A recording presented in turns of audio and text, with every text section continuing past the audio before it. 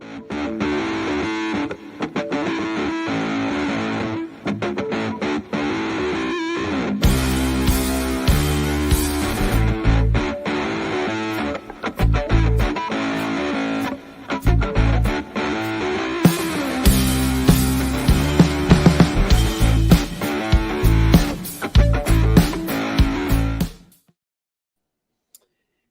welcome to the premiere episode of the National Hockey Now podcast. I'm Jimmy Murphy, your host.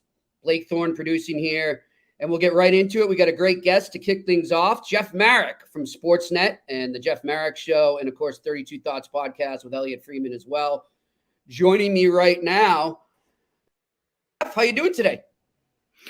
How you doing, Murph? Good. I feel very lucky. I am very flattered. I get to be the first guest on the maiden voyage here of the pod. Oh. Do I understand that correctly? Yes, you are. You are. Wow. Thank you. And I'm a big believer in set the bar low. So in that spirit, you brought me on as the first guest. So the test pilot. Yeah, the pilot episode. Exactly. Love your background, by the way. What's the shot of? Just what's the shot of over your shoulder there? That is, that's Bobby Orr goal, or Bobby Orr skating, rather. And that is from the Fours Pub. Did you ever make it in there, Jeff? No, never did. Garden. It's a very famous bar amongst hockey media, amongst general managers, scouts. Nice. Kind of you go in there back in the day when it was the old Boston Garden, not TD Garden. It was a who's who would be there. And Russ Conway, you remember the late Russ Conway? I used to talk to Russ every single week. Like back when he was a big fan of you. I was just going to tell you that. He was a wonderful man, and such a huge figure in hockey. And it's a great reminder to anyone really. And even to this day, I mean, he brought down Alan Eagleson from a tiny, tiny little corner of the media world in a very, very tiny newspaper. Like for anyone out there who's watching or listening to this right now, who thinks that they can't have an impact because they just occupy this tiny little space, Russ Conway and his dogged pursuit of Alan Eagleson and everything that went wrong and all the chicanery involved in that Players Association. That is a wonderful lesson in journalism and not worrying about how big your megaphone is, because he brought down one of the most powerful people in hockey. And at least Murph, like Eagleson was, and you know this, like this is all for all you listeners and viewers, Eagleson was a giant in the industry, and Conway completely took him down for the betterment of the entire, of the entire, not just the Players Association, but the entire sport of hockey. And I'll tell you, so he introduced me to that bar, the Fours, and like he would take me in there after a game, or sometimes we'd go for dinner there on an off night, and would sit with former Bruins, former NHLers, whether it be Orr, Busick, guys from the era that he covered first, and guys the Eagleson was involved with, and just the way they admired him, you could just see the way they admired him and how grateful they were for him. Of course. And then it was great for me because like, hey, if you're a friend of Russ, you're a friend of ours. And so that was how I kind of networked into the business and built my contacts. And, I miss Russ. He was a great character. Always had some fun with him up in Hampton Beach as well in New Hampshire. So good guy. Yeah. Was a wonderful and very important person in the business. I cherished every single conversation that I had, and he taught me a ton. He really does. He really taught me a ton. So we're singing from the same hymn book here, Murph, about the late great Russ Conway. And we all need somebody like that when you get into 100%. For people getting into the business right now, even like our producer Blake Thorne here, don't be afraid to go up to older reporters and just pick their brain. You'd be surprised how many of them will love talking to you and telling stories. I'm probably one of them now because I'm getting into that category. You know why? Because all the colleagues have already heard their stories and they're sick of them. So now they got someone fresh they can tell their stories to. So let that be advice to you. Right, Murph? If you're young and you say, oh, someone has been in the industry for 40 years, am I going to go talk to him or her? Yeah, do it. Because trust me, they've exhausted everyone else's attention with their stories. So you're fresh meat for them. Exactly. And it's good network. It's great network. It is. Hey, listen, lots going on here. Jeff, we were just talking about it off the air. There's a lot of buzz today. John Buccigross put a tweet out about 2 hours ago saying, quote, I hear something insane is going on with the Bruins before July 1st. Now, I spoke with you on your show yesterday, telling you, obviously, we know it's no secret that Don Sweeney's working the phones hard to get cap flexibility. But we were trying to figure out, who could be going out. And, there's a lot of obvious names. You look at what they've got left on their term and their cap hit, whether it be a Taylor Hall, a Derek Forbert, a Matt Grzelcyk. But, for a while now, Linus Ullmark's name has been out there, and they have to sign Jeremy Swayman. And again, that's the name I'm hearing today. And it's just astonishing that could happen with a guy that's about to win the Vezina, probably, that we would see in the same week. So just your take on the potential of that happening. Well,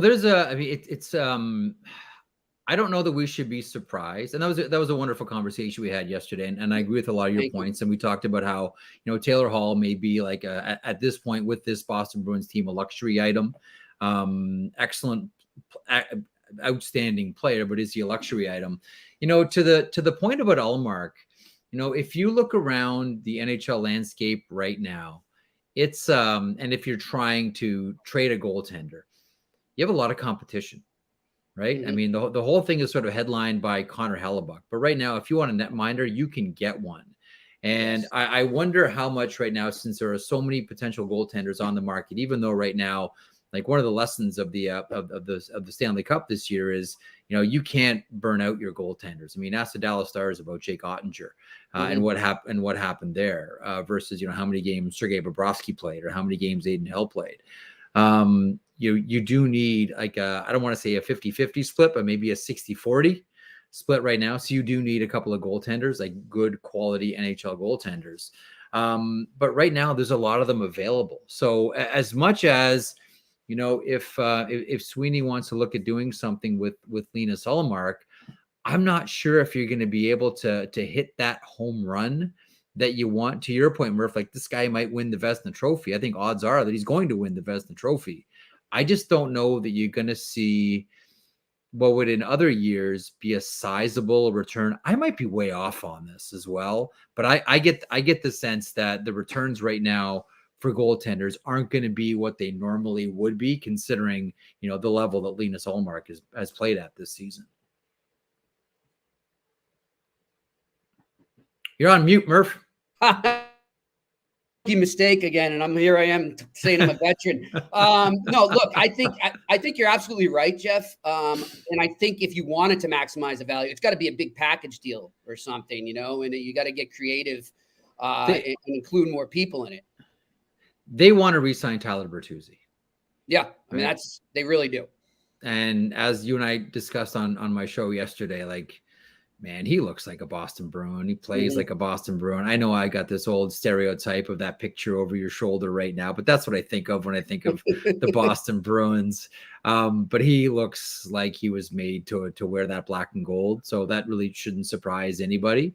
I know we're all talking about Calgary and Winnipeg and to some extent the Philadelphia Flyers as being some of the friskier teams heading into the draft in Nashville.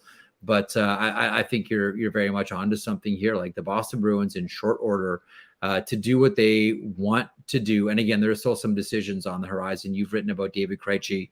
We're all wondering about Patrice Bergeron here. I don't think it should surprise anybody, that Sweeney's trying to work it to give himself some flexibility here. I don't think that should come as a shock to anybody. For sure. You bring up some good teams there. Good segue there. Great minds think alike. The Calgary Flames. I mean, what is going on, Jeff? I mean, yeah. You know what I think? I was talking about this today on the radio show.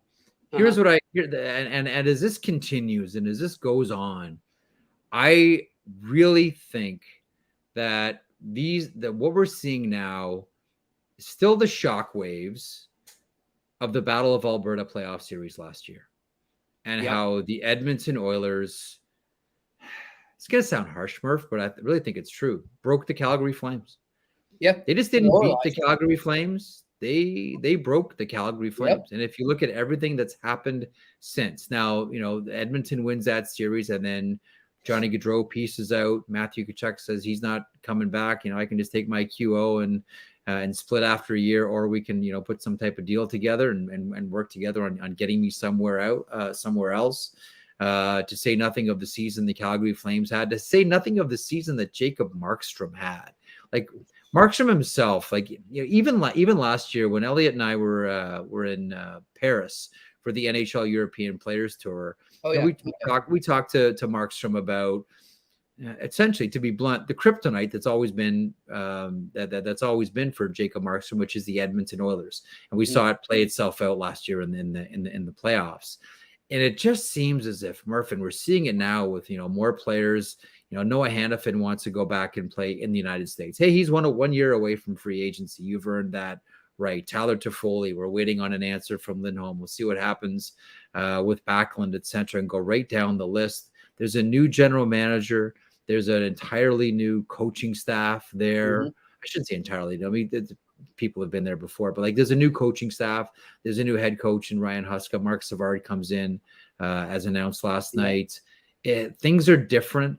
And I still think that what we're seeing is the effects of what Edmonton was able to do to Calgary, because that was such, as you remember, that was an emotional series.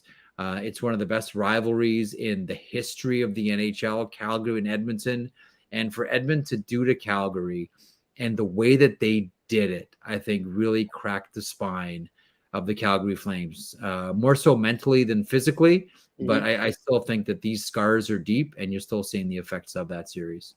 Okay, then let's switch over to the other team in turmoil right now, and that's the Winnipeg Jets, with a lot of guys seemingly on their way out. Yeah. What do you think broke the spine of them? Kevin Cheveldayoff, as a general manager, has the hardest job in the NHL. And that's why I think they sign a lot of their players to long-term deals. Like once they identify their players, they lock them up long-term. Right. It's tough to get players to commit to that market and stay long-term. So I think what you're looking at now with the Winnipeg Jets is this latest version of Winnipeg, which a lot of us, and I count myself as one of them, thought they had Stanley Cups in them.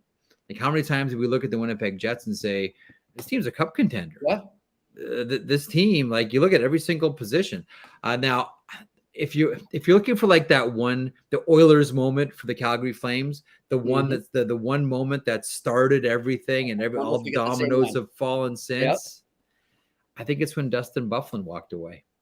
Ooh, we're going way back. Honestly, I really do. And ever since then, it's kind of been a slow march to where we're at right now. We have all these players that are a year out, and a market like Winnipeg can't afford to let players play out their contracts and walk away for nothing. Like there has to be something for Kevin Cheveldayoff to show for Connor Hellebuck, for Mark Scheifele. The Pierre-Luc Dubois situation is a little bit of a different one here. But Cheveldayoff is in a position now where, he can't just bring in green bananas. Like it can't just be prospects and picks. Like he needs, young players, preferably under contract, preferably with some term here. But if you're asking like, what's the moment that sort of started to break this version of the Winnipeg Jets, I really do think it was Dustin Byfuglien, because he was one of the most unique individuals in the game. He had a skill set that nobody else, certainly on this team or maybe even in the NHL, had. I'll be honest with you, Murph, and your listeners and viewers can go and watch this thing. It's on YouTube. He laid like maybe the hardest body check I've ever seen in my life when he hit Mark Stone. Still to this day, I don't know how Mark Stone got up. I thought they'd need a spatula to get him off the ice. Perfect hit, clean hit, perfectly timed. Yeah, I wish we could see more of that. Right? Yeah, and you don't. But Byfuglien had that skill set, and it seems as if ever since then, slowly but surely, this team has kind of taken steps the wrong way as opposed to the right way. If you're looking for that one moment, I think it's Byfuglien. Yeah, another moment, and I agree with you, but one moment I look to just on the ice as a game or a series, we talked about the Edmonton-Calgary, is them getting swept by the Montreal Canadiens in the bubble. Or still, I guess it wasn't the bubble then, but it's semi-bubble, 2021. Yeah. And, I always look at, we've seen so many times in recent years, Jeff, that teams that are picked to go far in the playoffs maybe get knocked out a lot earlier than people expect, whether it's the first or second round, but they almost take that and use it as a learning experience to bounce back the next year and go deeper. And I kind of felt like, okay, when that happened, I remember them. It's like, wow, I didn't see that coming. But, maybe that's what this team needs to take the next step. I saw it way back. I'll never forget it with the Boston Bruins when they lost to the Flyers. I don't think the Bruins win the Cup in 2011 if they don't blow that lead to the Flyers in 2010. I think that's how monumental that was in terms of them wanting to redeem themselves and prove everyone wrong the next year. We never saw the Jets prove anyone wrong since that point. Yeah. It's only it continued to go down. So it's almost like they had this team where it's like, wow, they are built for the playoffs, and then poof. They got goalied, man. Like Carey Price was insane. But maybe here's another example of what you're talking about here. And it helped, lead to a dynasty. And that was the 83 Stanley Cup final with the New York Islanders and the Edmonton Oilers. Yep.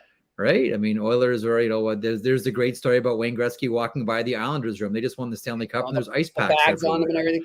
And they're like, oh, and then meanwhile, the Oilers are okay. We're fresh as a daisy still. We're going to go party. And there's all these grizzled veterans. They're all missing teeth and they got the beards and they got ice packs and balding heads. And like, oh, that's how you win the Stanley Cup. That's what you need to do. But you're right. Like, maybe it wasn't so much Dustin Buffalo. Maybe it was Carey Price that broke the Winnipeg Jets. But I mean, I think that, I think you're right. I think it was that eventual decline. I thought, going into that playoff, because we think of, in Canada, we made a lot about the Canadian division. Obviously, there was always the going into that season, who was the best team in Canada? I thought it was Winnipeg Jets. I thought it was going to be the Winnipeg Jets, and it was going to be Winnipeg Jets, stomping everybody. And then here comes, Carey Price to remind everybody that, hey, I'm going to be in the Hall of Fame here in the future. I'm going to show you why. And it was Carey Price that, stole yet another series. He was great that year. He's just fantastic. I'm with you, Jeff. Well, listen, before we let you go, just quickly, we didn't get to touch on the draft. I know everybody's talking about what's going to happen in that top 5 there and Mishkov and all that. But who's a guy a prospect you have your eye on right now that maybe isn't projected in the top 10 that could slide in there? I really like a guy by the name of Matt Wood. I really do. And I'll tell you, and he's from the Nanaimo, BC, played the BCHL and went to Connecticut. I've had a few people tell me that there's, again, whenever you drop names, it's like, whoa, what are you saying here? There's some people that have told me they see some Tage Thompson in this guy. Wow. And as teams look now for, like, I think if you're a team that has a couple of picks in the first round, maybe you take this guy a little bit higher than you might. But I mean, 6'4", 200 pounds, forward, good skill set. You look at the ceiling and it's high. I don't know. I wonder about him. I wonder about Wood, if he could be that surprise guy. We'll see. But if you're asking for one guy that's got my curiosity. Yeah, I'm with you. Look, I'll tell you this, Jeff. It's interesting to me because I grew up in New England, right? Seeing a guy like that from UConn. When I grew up, UConn was basketball, but seeing them now have hockey players, I love it. And UMass, my alma mater too. UMass Amherst has been cranking out players too. So it's nice to see some of these schools that weren't known for hockey when I was growing up. For sure. Getting the love now. But Jeff, always a pleasure, my friend. I know you gotta go. Thanks a lot. And I won't be in Nashville, but I might be up in TO this summer. So if I am, I'll get you up. Look me up. All right, buddy. You look me up. Always cherish our conversations and our time together. Thanks, Murph. You be good. Best of luck with the pod. Right. Sounds good, man. That's Jeff Marek joining us here on the National Hockey Now podcast. And good times, man. Always a good time with Jeff. I love going on his show, obviously, on Jeff Marek's show. He just knows his stuff. Very well connected. Been around for a while and really one of those guys that's been in radio forever, and he's still going, which is hard to say right now. And we're gonna bring in my producer right now, Blake. Blake, look, speaking of that, you're young, you're trying to get into podcasting and radio. Do not do the radio part. I am telling you right now. Okay? Fair. Like you take your advice. It is going down the tubes, man. I don't know if you've been seeing what's happening up in Canada with the TSN channels. I've seen all the layoffs and whatnot and all that stuff. These guys literally showed up. I know a lot of the guys that were in the Edmonton one. They showed up for their morning show, and 15 minutes before they're going on the air, like, oh, we're done. The station's done. It's over. It's complete. Wow. That is just a kick in the butt. That's terrible. Right. Jesus. There's no money in it. It's ruthless. Yeah. Podcasting is where it's at, and that's why you're heading in the right direction with that. All the digital stuff, it's taken over. Yeah, I see a little. And by the way, I didn't realize my notes to you were going out to the YouTube channel. Yeah. So sorry to the viewers right now. Music and free, music up. That's how it goes behind the scenes, right? So I'll text you that. But Del Carey saying loves Marek. Guy's a true steward of the game. He really is. He knows the game, man. He's like an encyclopedia of the game. It's fun to have him on. You ever listen to his show? A few times. Yeah. I don't get too often because I don't got Sportsnet, but you can go on if you go to TuneIn. You ever use that app? Oh no. TuneIn is a great app. If you want to listen to other radio shows in other cities all over the world, go to TuneIn and then type in Sportsnet 590. I'll send you the link, and you can listen to him. He's on noon to 12, Monday through Friday. Will do. So it's a must. He's a very insightful guy. I don't listen to Boston radio because, to be frank, it's a bunch of macho dudes yelling and screaming at each other, and all they talk about is the Patriots, even when it's not the Patriots season. There's never hockey talk. So I'm listening to Canadian channels, man. I listen to my buddy Mitch Melnick up in Montreal, TSN 690. He's a good listen from 3 to 6 or 2 to 6 every Monday through Friday. So those are the way to go if you want good hockey talk, great guests, what have you. And that's where it's at. That's where you find out. I'm going to text our the boss, so to speak, Mr. Kingerski, texting me right now as I was on with Jeff. There's stuff buzzing about the Boston Bruins right now.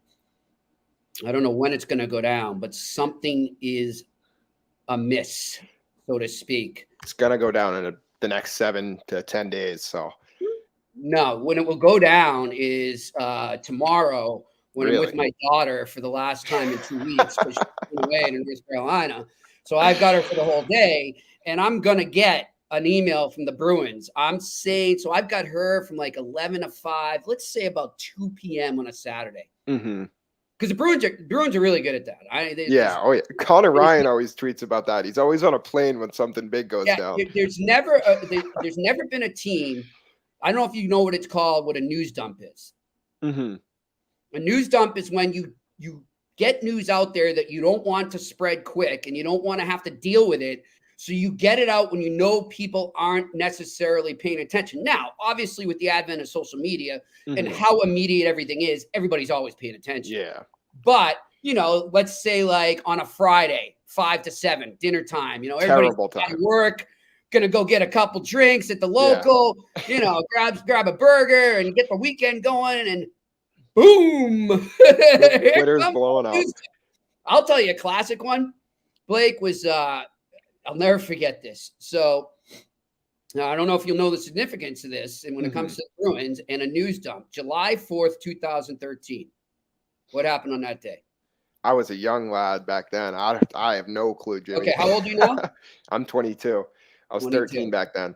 Born in 2000. You're still old enough. You were following, playing hockey, right? I was playing hockey, but I more so wasn't like paying attention to the news side of it, just like the game, Okay, well, I'll give you a hint. I'll give you one hint, and it's a pretty good one.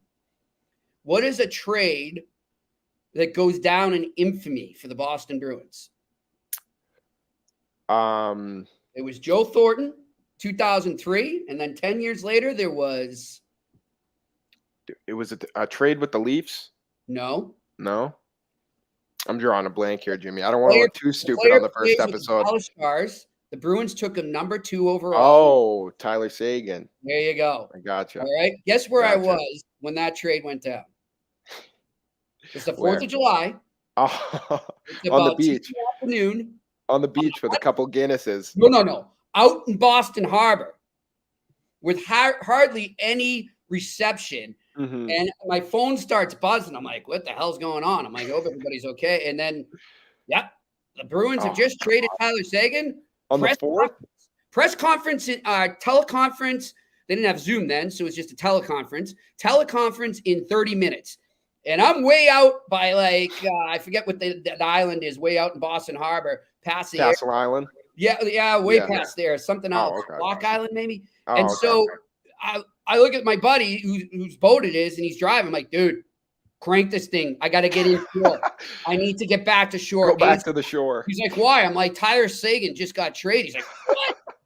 So he flies it in, and I just made it in time to get reception on the dock, and I did the trade call there, and then I booked it. That's home an all-timer. That's definitely an all-timer. News dump. I also, when they got Nathan Horton in 2010, the year before they won the Cup, I was out in I forget the name of the lake, somewhere in the Rocky Mountains, about an hour north of Denver. I was fishing with my friend out there because what was going on was the draft. That was the year they actually drafted Seguin, ironically. So they had the draft in LA that year, and the Red Sox were playing the Rockies a couple days before the draft, like 3 or 4 days actually. And I said, hey, I got my old friend from UMass, Brian Davis. He lives out in Denver, and he invited me out. I said, come out, we'll see the Red Sox game, and then you can fly on to LA for the draft. And so sure enough, we're out there fishing, and I get a text from one of my sources, and he's like, dude, Bruins are about to get Nathan Horton. Go with it. Green light. It's done. It's a done deal. You can do this, right? I couldn't get reception. Oh, so again, we had to motor the boat in. Get to they the just shore. like the dump news when you at the worst times. Yeah, twice I was out in the boat that's happened. But look, we've got the president of National Hockey now, and the head of Pittsburgh Hockey now joining us now, Dan Kingerski. Dan, how you doing? I'm doing well, guys. How are you? How are we doing? Just telling stories about classic news dumps by the Boston Bruins because they're one of the best at it. And I was telling Blake how twice when a big trade went down, I was out on a boat, once in a lake in the Rocky Mountains and once in the Boston Harbor on the 4th of July when they traded Tyler Seguin. And I had to get the driver of the boat to book it back in so I could get reception for the teleconference. I wrote the Marcus Pettersson, or actually I broke the Marcus Pettersson contract story 2 years ago from a Burger King parking lot. Yeah. I was like, oh crap. And I literally, I'm trying to figure out, okay, like what gas station, what little restaurant's going to have Wi-Fi. I saw Burger King. I flew into the parking lot. And I'm like typing on the steering wheel. And if you haven't done that, you're not a writer. I could do a music reference here. So you were like Humpty Dumpty, right? In Burger King, but not in the bathroom. No, I was not in the bathroom. Anyhow, my friend. So what's going on in Pittsburgh land right now? We'll bounce around the NHL in a bit, but what are we feeling about the Penguins as we head towards the draft with the NHL trade rumors burning up, free agency right ahead of that? What's the latest on them? Well, I just got back from Kyle Dubas press conference, actually.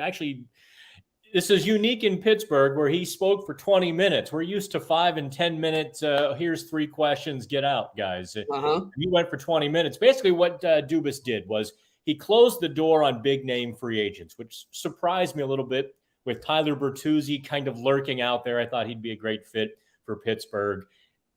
He basically closed and locked the door on a big name, long-term, big money contract in free agency. What he is... and he's going to stir the trade rumors. He opened the door to weaponizing the Penguins' salary cap space. They've got just over $20 million.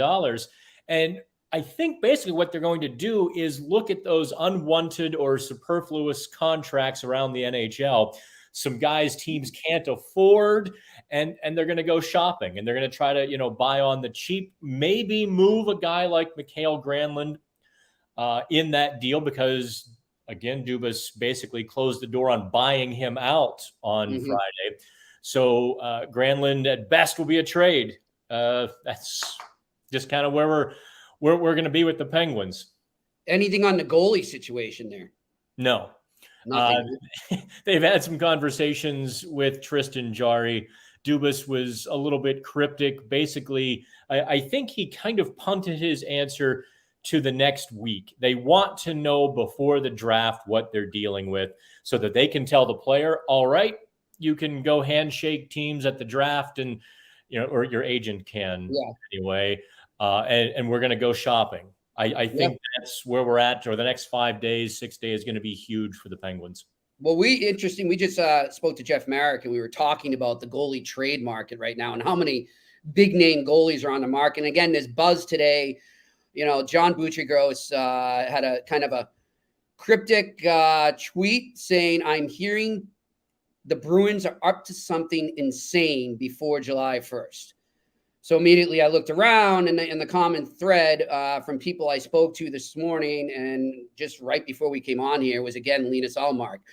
So, I said to Jeff, what could they get? And Jeff made a great point. He's like, I don't know, man. I mean, I don't know if this is the right time to be trading a goalie because there's so many available that you're not going to have that value there. So unless, as we agreed, it becomes a multiplayer deal, or picks or what have you, some kind of blockbuster. You can get a good goalie right now on the market. I won't say the word cheap, but for a nice price. Let's just say that.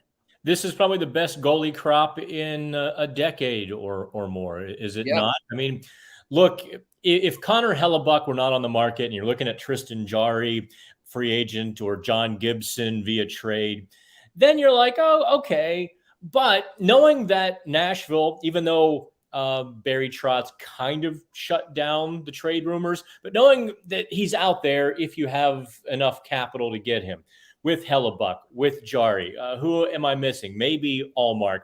Although Murph, my perception from the outside of Boston, maybe you have a different one from the inside looking out, is obviously Ullmark scuffled and struggled in Buffalo for a number of years. They very much needed him to come through, and he didn't for them. He had a Vezina Trophy season, but then when the chips were on the table, he didn't. He looked like the Linus Ullmark that the Buffalo Sabres were like, no thanks. I think that really dings his value, right? Yeah. No, I'm with you. I guess Chris Osgood, who was Mike Vernon, another guy going into the Hall of Fame, obviously.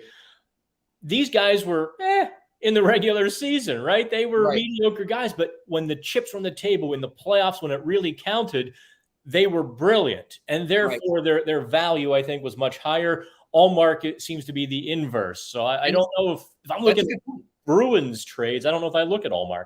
Yeah, and that's not just once now, Dan. Remember the year before when they lost to Carolina in that series, Swayman was the goalie by game 5. He only lasted 4 games in that series. I had forgotten that. So, yeah. So, recency bias does not look good right now for Linus Ullmark when it comes to his trade value. Hey, let's get away from the goalie market here. We've kind of beat that one down here. I look around. We talked about Calgary and Winnipeg with Jeff. I want to get your take on a team maybe that no one's talking about that could really shake things up at the draft in terms of the trade market. I've got one in mind, but I'll go to you first. Ooh, teams that could shake things up in the trade market. No one's seeing right now. Well, I think Pittsburgh entered the conversation today. Pittsburgh entered the chat, as the kids would say. I think the New Jersey Devils are lurking. They're looking for that solidifying piece, be it a goalie, be it, a bit more grit in their lineup, whatever that might be. I think the Rangers might get pushed into a situation where they have to unload to afford some of these guys long term, and that could put some real talent on the trade market, right? It's always such a crapshoot. You never quite know if a GM has the courage of his convictions to follow through on the reality that he knows to be true, or if he's willing to accept a good enough reality. Right? Okay, yeah, we'll be good. Maybe we'll get lucky. Maybe I'll find something down the road, rather than really being courageous. Obviously, Bill Zito in Florida last year was courageous, going after Matthew Tkachuk. I mean, good Lord, look what that did. But a lot of guys don't do that. They don't step up to the plate and go for it when it's there. So, I guess we can talk about those teams, but which GMs have the guts? Yeah, well, I'll look at one, and I think we've been waiting for it, and I've been following our guy in LA with LA Hockey Now, Austin Stanovich, I hope I pronounced his name right, in LA, and what he's been writing, he's definitely not happy with the slow build of the rebuild there. And I think you and I have talked about this plenty of times off the air and even in print, that we've been waiting for this team to utilize the draft capital they have, the prospects they have, to take it to the next level. And as Austin said, okay, well that time's here, and it's passing you by right now if you don't do anything. I would watch Rob Blake. I think he's up to something big. They've been linked to Pierre-Luc Dubois, and I can see why. I totally agree with that. I would watch him for sure. Another team I'd look at, and I don't think it's necessarily a surprise, but not many people are talking about it except for our guys at Detroit Hockey Now, is the Red Wings. I mean, Steve Yzerman's got a lot of arsenal to deal with. And that's a team that I think would love to get a center. They've been connected to Travis Konechny a lot. I think that makes a lot of sense. So those are two teams that I've got my eye on to shake it up. And then, of course, as we have to every year at the draft in, watch the host team, right? Every host team wants to make a splash. This year it's the Nashville Predators. We've already heard Saros' name out there. I don't know how available he really is, but still keep an eye on them as well. I disagree with everyone on the LA Kings. I think the slow and steady course is the right way. I read Austin's stuff, and obviously I appreciate a good opinion that's supported by facts. And Austin brought the goods there. Mm-hmm. I think with Doughty and Kopitar at this stage of their career, this advanced age, you're almost living a little bit on borrowed time again. Like, where if you spend young capital to win now, that window is so small that you're going to find yourself with another prolonged retool. I don't think they're going to have to rebuild, but another retool. I think Blake is wise to maybe sit on a pair of jacks rather than trying to draw aces right now. It's just where I think he is. And I think if they make the playoffs for a couple or a few years, I think you rebuild that fan base. I mean, it's not a great fan base in terms of numbers. We can see that, on the business side of things, in terms of Google searches and all of that. If you rebuild that and you bring the casual fans back into the building and you solidify that by making the playoffs for a couple of years, by being cautious, I think that's the way to go. Don't go all in. Don't go all in. Don't bank on Drew Doughty and Anze Kopitar, because their productivity is going to be short-lived. Don't be the teams you and I cover, in other words. Hey, Sidney Crosby's that was too easy. 36. On Bergeron and Krejci. Yeah. Look, hey, I wrote it yesterday, Dan. You got players like that. Sooner or later, you got to turn the page. And I think the Bruins have done sort of what they've gone a little more all in, obviously, than what you're suggesting the Kings keep doing. So I think with the Penguins and Bruins, they need to start to really rebuild that draft capital that they don't have right now. But listen, Dan, before I let you go, I want to tell our viewers and kind of just talk about National Hockey Now and how much we're growing. This is your free ad space here, my friend. Well, if it's the National Hockey Now podcast, I better get some free ads.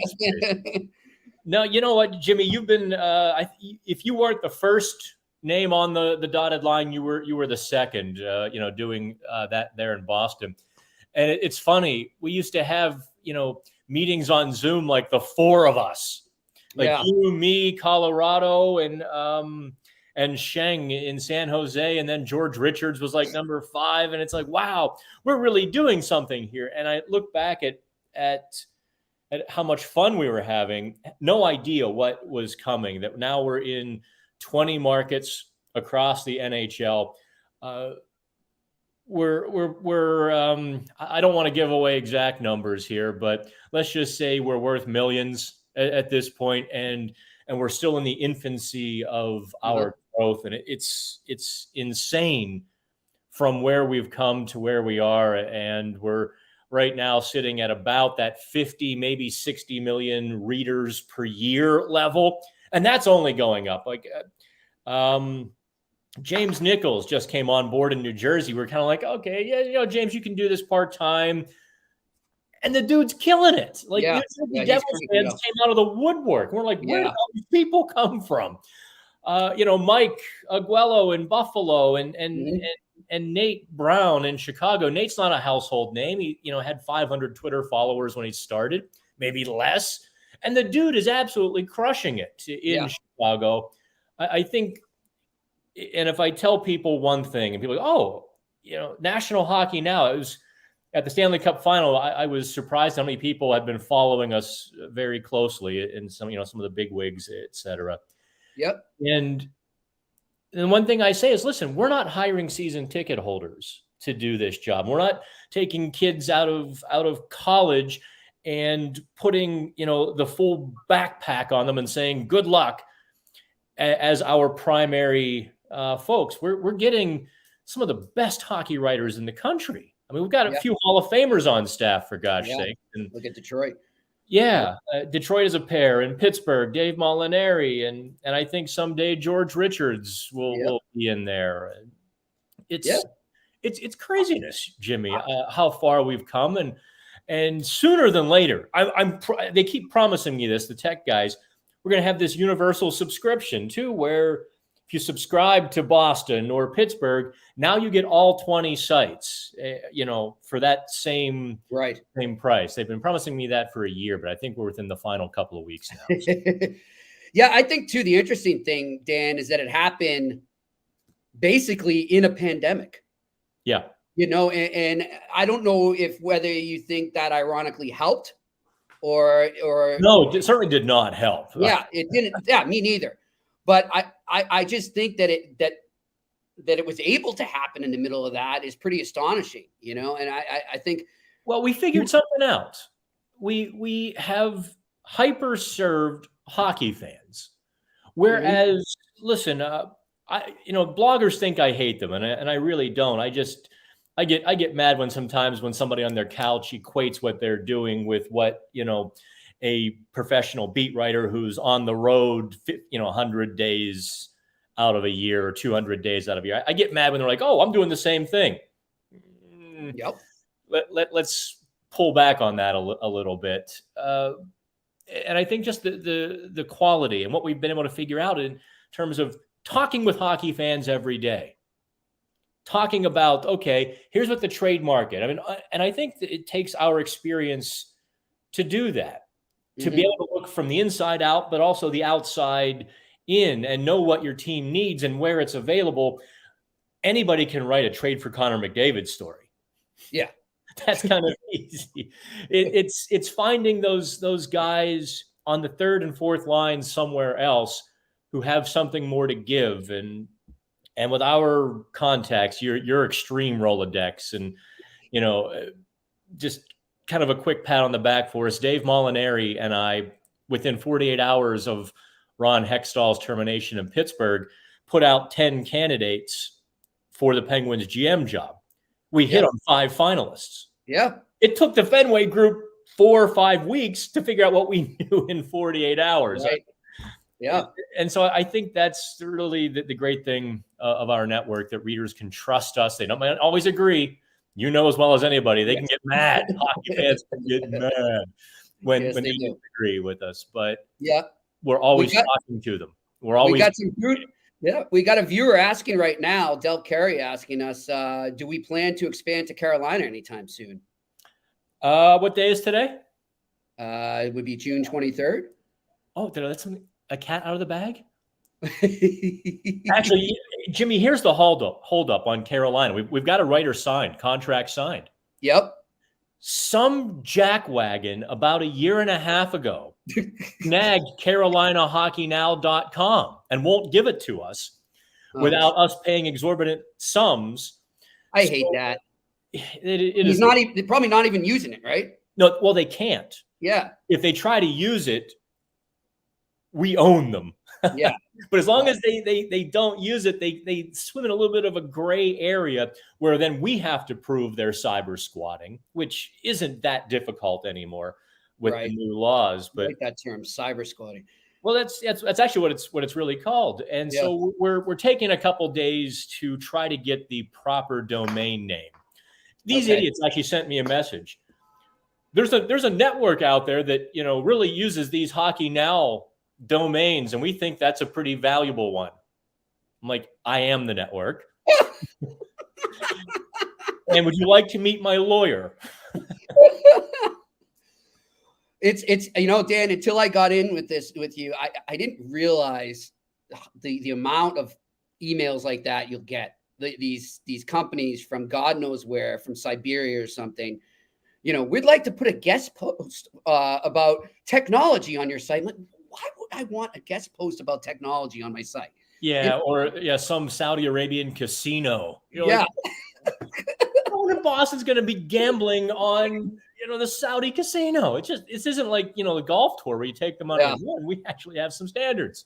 Yep. And Gary says, great time, guys. I love it. He's a Habs fan, and of course we have Montreal hockey now. Mark Dumont up there. That's going well. They're going to be an interesting team again at the draft. How much fun would they be to cover right now? Oh gosh, because there's just infinite storylines. Like with Pittsburgh, we're just learning them, and Boston, you're kind of unraveling them to get to the center of the Tootsie Pop. In Montreal, they're just unlimited. Boom. Every player is either available or going to be long-term, struggling, succeeding. It's fantastic. It's unreal. It's unreal. Well, it's good stuff, man. Look, we're only going to get bigger from here, and I'm excited to be doing this. And Dan, we will talk to you. I'm sure, obviously, we'll have you on here again, but I wish you a wonderful weekend before you head to Nashville. Do yourself a favor, please, considering all the travel and different time zones you've been writing in. Get some sleep, my friend. I tried last night, and it was the weirdest thing. I laid down at like 1 o'clock, which is really early for me. By 2 o'clock, I had the laptop open, and I was working on spreadsheets for some business folks who've been asking for them. And it's like, it's not my watch is on Pacific time still. Oh, geez. Well, this watch anyway is on Pacific. Yeah. I have a couple watches on Central Time. And what about your appetite? That's odd. I don't have one. It's kind of weird. Okay. Yeah, because it takes me a while when I go out west and come back to get my dinner, lunch, and all that. It's never really in order. It's never really normal times in our business, no matter where you are. But yeah, I'll find myself eating at like 11. Well, that's how I do it normally here in Pittsburgh, except everything is closed but Taco Bell. But in Vegas, I'm eating at 10, 11 o'clock at night, Pacific time. Pacific, which is like one, yeah. Yeah, and I'm like, ooh, Nathan's hot dogs, 2 for $10. Yes, I will. New York City pizza, $5. Yes, I will. And man, you don't look like you put on any weight. Oh, I lost weight actually out there. Yeah, that's amazing, man. Well, when you walk working out or what? In 100-degree heat, which I made a point to do. There you go. There you go, man. That will do it. That will do it. Well, listen, thanks for joining us, Dan. We'll talk to you soon, my friend. Have fun. All right, Dan Kingerski joining us here on the National Hockey Now podcast. I'm going to bring in Blake before we close it up. Blake, that was a good maiden voyage, huh? Mm-hmm. Oh, yeah. Yep. Hey, I was asking, get the background there. You were telling me what that jersey is behind you. You want to tell the viewers, the Bridgewater Bandits? So my senior year of high school, we do a half season before the high school season approaches. I played for the Boston Bandits. And in the championship game, I was wearing that jersey up there. And I got a little bit of a skate to the throat/neck area. I laid a hit on a kid. He kind of did a 180 horizontal-wise, and his skate came and cut me right there. Blood still all over the jersey, and I'm never going to wash it. No, just held it up on the bench. My dad was a coach. He wasn't leaving. They stitch you up or what? A couple butterfly stitches. We're all right. Okay. It wasn't bad. No Clint Malarchuk thing going on here, right? No. I don't know if you're too young to remember that, but he was a goalie. Nothing too bad, like serious, like no paramedics and whatnot. Google that. It's pretty gross, man. Goalie for the Buffalo Sabres actually really screwed I've seen that. Yeah. That is it makes me want to throw up every time I see something. Yeah, man. I remember that. Scary stuff. Interesting enough, you bring that up, and this is random, and we'll wind it up here in a sec, but there's a picture that we have in our library from the Florida Bruins series, and it was Bergeron, similar situation, what you're saying. He laid a hit on a guy, and the guy went head over heels. Mm-hmm. The blade is like right there, just missing him. And I remember saying to Joe Haggerty, because he used the picture in the game, in the post-game article, and I said, dude, did you see that? I didn't catch that during the game. Nobody spoke about it. He's like, He's like, yeah, that could have been a lot worse than it was. Like, wow. Something like that happened to me. It was scary, dude. Yeah. Thinking about it after, you're like, that was 2 inches from my jugular. Jesus. Yeah. You never know. Well, listen, buddy, good job. We will. We're going to have multiple episodes next week with the draft and, of course, free agency. We'll do a free agency special, do a draft special, and we'll tee things up probably on Tuesday. I'll get some more good guests for us. So thanks to everyone out there for joining us here on the first National Hockey Now podcast. I'm Jimmy Murphy. He's Blake Thorne. Thanks to our guest, Dan Kingerski, and Jeff Marek. We'll talk to you next week. Thanks for watching, guys.